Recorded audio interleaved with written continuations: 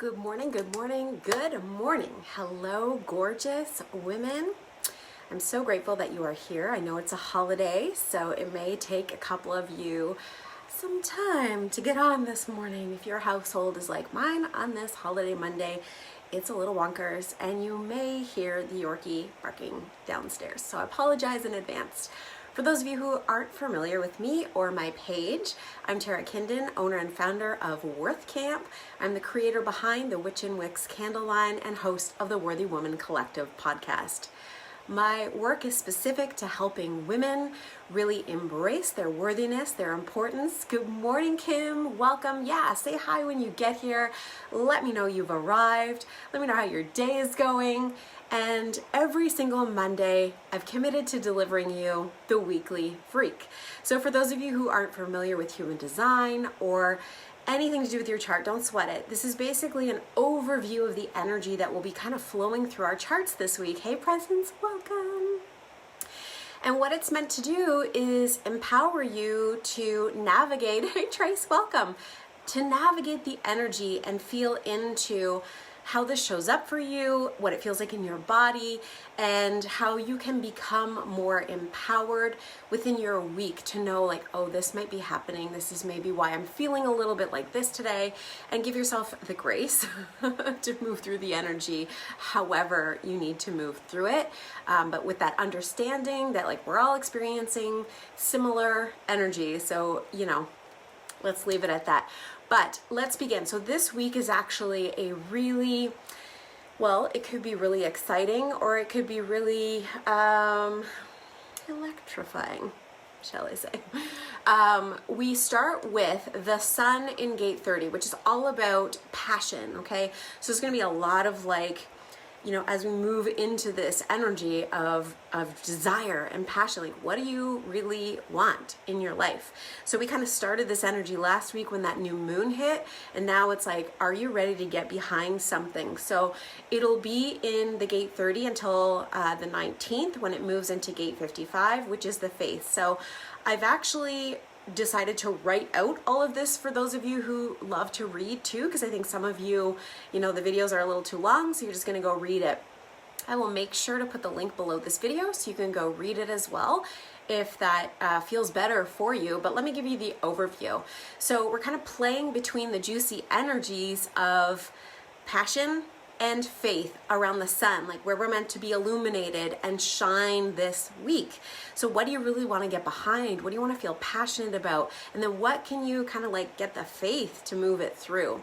So that's where the sun is. Earth is going to be in the gate of devotion until the 19th, and then also moves, and it'll move into the 59, which is all about sustainability. But this is like sustainability in the sense of how can we collaborate with other people to make things more magical, to really devote ourselves to a new path, a new way, a new vision, or getting very specific about what we want so we can devote ourselves to it. That's the sun is going to illuminate us into the passion, but then we need to devote ourselves. The grounding, the earth is about where are we grounded. So when you're grounded in that devotion towards your passion, you're able to create the sustainability, if that makes sense. And then Mercury, we're all about communication when we're talking about Mercury. Every post that I do Wednesday is about Mercury because communication is such a big component of how we value ourselves. The words that we speak bring things into fruition. So you want to be really mindful of the words that you're speaking, especially this week, because with that Mercury being in the gate of attunement, hi, good morning, Dee, welcome. Having beautiful conversations around what you're sensing. So your attunement gate is around what are you really sensing that's the undercurrent? What's not being said that you just kind of feel, you just sense this thing, right? So Mercury is still in retrograde until the 20th. Be very conscious about what you're saying this week, because when the 20th hits, it's going to be we're just going to start to move forward really quickly again, where we've kind of had this nice time to be mindful about what we're committing to, what we're saying, what we're really feeling. So this week we're still in this energy of sensing around our communication. What do we sense we need to say?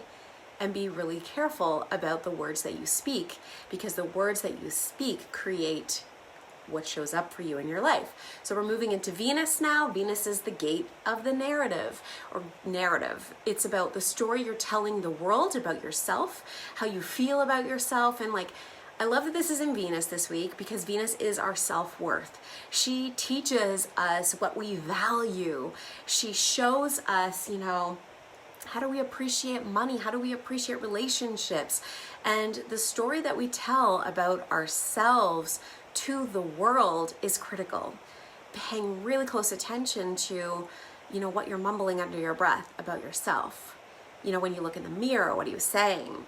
Be aware of this week, because she'll move into the catalyst on the 17th. And the 17th, I believe, and Dom will talk about this, there's also, I believe it's the Uranus opposite, something is happening, I can't remember what it is, I'll post it in the notes because I'm forgetting, but that there is something happening on the 17th, planetarily, that's a big deal. Dom on here too, but that it's going to start this catalyst energy, right? So it's here where you'll really check into your worth, your value. How are you seeing yourself as a valuable human in the world? And it's like a chance to realign. So if you're wanting to realign, but you have no idea how to do it, don't worry, on the 17th, something may come forward and you can just start to move into that. Mars is in the gate 23, which is the gate of transmission. Okay, so here you might have some juicy ideas rolling through your head. What do you want to move forward? The key here is about trusting yourself to know, because Mars is like that. It can be two things. One, it can be super aligned masculine energy to get things going, to do something and move something forward. The other element of it can be that it, in this lower vibration, is around the immature, aggressive self. So watch yourself this week to see, are you trying to push something forward that doesn't need to be pushed forward because you're in fear of missing out on something? And use your wisdom here. Really tap into the new knowingness that you have for yourself. Jupiter is also in the gate 13. So Venus and Jupiter are in the gate 13, which is about the narrative, the story that we're telling. Remember, Jupiter is about expansion. It's about making things bigger, right? So if the story you're telling yourself is about yourself, is a story that is not where you want to go, but it's where you've been, use the power of your words to transform the story, to amplify, or to expand on a beautiful new way of talking about yourself, okay? Saturn is in the gate 41. You know, Saturn's the boss. Everybody is basically checking in with Saturn, and it's like, what is your bigger vision? Are you using the power of your imagination to call forward something that could be so lovely? Or are you still afraid to see what you could move forward into? We're all moving and growing, period. Whether you want to or not, we are going to be all growing and expanding this year as we did last year, but we kind of have the power to rewrite the story and to make something, you know, really amazing happen. Like, what if this actually worked? What if the vision you had starts to piece itself together without much effort? Wouldn't that feel amazing? So playing in this space of imagination. Neptune, my friends, is all about our spiritual selves, being in the flow with our intuition, with our own wisdom, and it's in the gate of surrender. Now, the word surrender to some people can be very triggering. It's almost like they think of it in the way of a weakness, but surrender can be such a powerful thing to allow us to realign with this flow, this trust, this ability to get into the flow or the river of universal abundance, because it's here for all of us to embrace and to enjoy. So I challenge you to make a list of all of the times in your life that at the very last minute, universe saved your butt. So if you are one of these people who's like, I don't want to surrender, surrendering is like the worst thing that I could ever do, because if I surrender, that means I quit or I give up. How many times in your life have you been like, I have no idea how this is going to happen. I have no idea how it's going to work out. Like if you're going to get the rent you need, if you're going to be able to like, whatever the thing is, make a list of all of the times that you can consciously be aware of when your butt was saved at the last minute by something bigger than yourself. Because this gives your logical mind something to see, something to understand, that, yeah, there is a power greater than me, and maybe I should tune and tap into that more often because it was kind of easy, even though I made it hard. So there you go. That's for your Neptune. That's like nourishing your Neptune this week. And then Pluto is in the Gate of Wonder, and Pluto's kind of like been here for a while and will be here for a while. Now, the Gate of Wonder is all around being able to see that bigger vision, but Pluto is like that old grandma that comes in and says, okay, are you listening yet? Are you listening yet? Are you playing in wonder, or are you just saying you are? So it's giving you, again, an opportunity to see the bigger perspective, to come on up and out and have a bird's eye view of like, what's happening in your life right now? And, you know, what would you like to really transform? Getting out of the details and allowing yourself to be in that childlike energy, that childlike expression,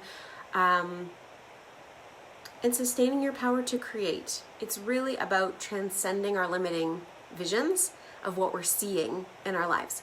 So overall, it's going to be, again, an expansive week. Some of you, hey Carrie, welcome, might get shaken up. You might feel like you're in the washing machine a little bit this week. So if you do, really tap into your Neptunian energy to remind yourself of how many times universe saved your rear end at the last second, and that you can tap into this energy at any time if you get into the flow, which means you may need to surrender a little bit this week. So instead of trying to push or force things forward, sit back, remind yourself that there is a divine timing for everything and that there is opportunities running rampant. So what do you want? What do you really want? Thank you for joining me for today's Weekly Freak. I, again, will put a link to where you can read all of this information if that lands this info a little bit deeper for you. I think you'll love it. I want to close out by saying there are still new moon candles available for those of you who want one from the Witch and Wicks candle line. They are gorgeous and they are really lovely, very nourishing. I know that they are going to help people really expand their visions this month, the next little while, and I'm just so grateful for you being here. I look forward to our date next week and really have so many amazing things in the works that I'll be sharing slowly throughout the rest of this week. But I wish you the most abundant, the most beautiful, the most expansive week that you can have in this energy, which may be calming or it may be electrifying. Whatever it is, move your booty and pass the energy through as easily as possible without being in resistance against what's coming. Get into the universal flow.